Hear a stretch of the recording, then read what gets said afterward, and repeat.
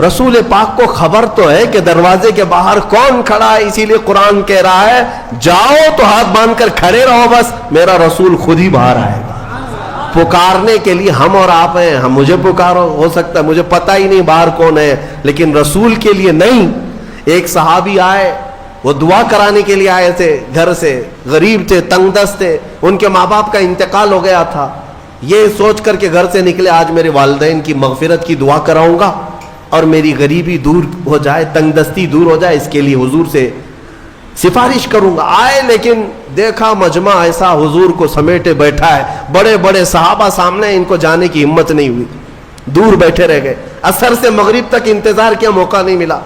مغرب کی اذان ہوئی، نماز کے لیے میرے آقا تشریف لائے، نماز کے بعد پھر حضور بیٹھے، لیکن بڑے بڑے صحابہ نے گھیر لیا۔ یہ غریب صحابی تھے، دور کھڑے رہ گئے، کہاں پھلان پھلان کر کے جاؤں گا، پیچھے کھڑے رہے۔ عشاء کی اذان ہو گئی، عشاء تک موقع نہیں ملا، عشاء کی نماز پیچھے پڑے، اور عشاء کے بعد میرے آقا صلی اللہ علیہ وسلم سیدھے اپنے گھر میں جاتے تھے، اب بیٹھک نہیں ہوتی تھی۔ اب عشاء کی نماز کے بعد حضور اپنے حجرے کی طرف نکلے۔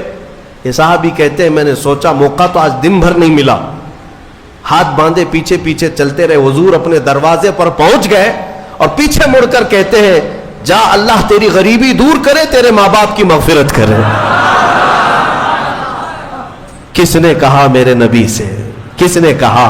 میرے عزیزو، اسی لیے تو ہمارا عقیدہ یہ ہے کہ وہ دلوں کی بھی سنتے ہیں، اس کی بھی سنتے ہیں جسے بولنا نہیں آتا۔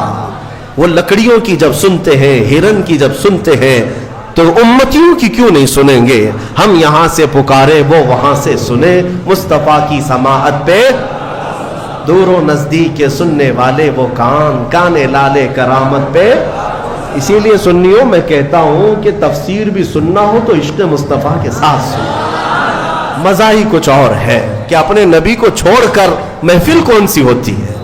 رسول جس محفل میں نہ ہو تو محفل کہاں ہے؟ اسے محفل نہیں کہا جاتا۔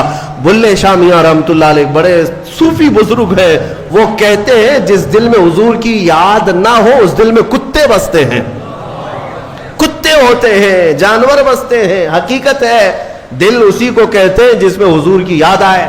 دل ہے وہ دل جو تیری یاد سے معمور رہا، سر ہے وہ سر جو تیرے نام پہ قربان گیا۔ ہاں، دل اور سر وہی ہے جو حضور کے لیے ہو، حضور کے لیے نہ ہو تو پھر یہ کدو کا ایک ٹکڑا ہے اور دل جو ہے سینے کے اندر وہ گوشت کا ایک چھتڑا ہے اور کچھ نہیں۔ ہاں بس ان کی حیثیت اتنی ہے، دونوں کندھوں کے بیچ میں ایک کدو کا ٹکڑا ہے اور سینے کے اندر گوشت کا ایک چھتڑا ہے۔ اسے دل مت کہنا اور اسے سر مت کہنا۔ دل کہنے کے لیے ضرورت اس بات کی ہے کہ دیکھو پہلے اس میں حب مصطفیٰ ہے یا نہیں۔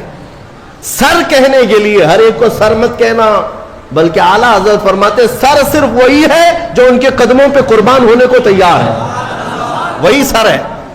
بہرحال آج کی اس تفسیر میں ہم نے بارگاہ رسول کا ادب پڑھا ہے، اس لیے اے میرے عزیزوں، حضور پاک صلی اللہ تعالی علیہ وسلم کو چھوڑ کر دنیا کا کوئی علم نہیں ہے، کوئی علم نہیں۔ واللہ اعلیٰ حضرت فرماتے ہیں ذکر خدا بھی جو ہے اللہ کا ذکر کرنے کے لیے جب بھی کھڑے ہوں گے، اگر اس میں مصطفیٰ کا ذکر نہیں آیا تو اسے ذکر خدا کہا ہی نہیں جائے گا، ذکر خدا ہے ہی نہیں ہو۔ ذکر خدا جو ان سے جدا چاہو نہ جدیو، واللہ ذکر حق نہیں کنجی سقر کی ہے۔ فرماتے ہیں یہ جہنم کی چابی ہے، حضور کا ذکر چھوڑ کر کے اگر تم کہتے ہو بخدا خدا کا یہی ہے در، نہیں اور کوئی مفر مکر۔ اس کو میں سمجھاؤں آپ کو۔ اعلیٰ حضرت فرماتے ہیں مفر کا مطلب ہوتا ہے بھاگنے کی جگہ، اور مکر کہتے ہیں ٹھہرنے کی جگہ۔ حضور کو اگر چھوڑو گے تو نہ بھاگنے کی جگہ ہے نہ ٹھہرنے کی جگہ ہے، ہبلی میں نہیں پوری دنیا میں۔ ہاں، نہ بھاگنے کی جگہ ملے گی نہ ٹھہرنے کی جگہ ملے گی حضور کو اگر چھوڑو گے۔ اگر کوئی یہ سمجھتا ہے نا ہمارے پاس جگہ ہے ہمارے پاس کس کے، ہاں پی ایم کے چرنوں میں ہے، سی ایم کے چرنوں میں ہے ہمارے پاس جگہ، تو جتنے دن راج کرنا ہو 4 دن کی چاندنی ہے۔ پھر دیکھنا ایک وقت آئے گا جب تمہاری روح قبض ہوگی، سامنا میرے مصطفیٰ کا کرنا ہوگا، اور پھر ملائکہ تمہیں بتائیں گے، اور قیامت کا دن تو یہ حساب کا ہوگا دیکھنی ہے حشر میں عزت رسول اللہ. وہاں کسی کی نہیں چلنے والی ہے, کسی کی نہیں ہے. خلیل اللہ کو بھی حاجت رسول اللہ. عزیزان گرامی وقار, بخدا خدا کا یہی ہے در, نہیں اور کوئی مفر مقر. جو وہاں سے ہو یہیں آ کے ہو, جو یہاں نہیں تو وہاں نہیں.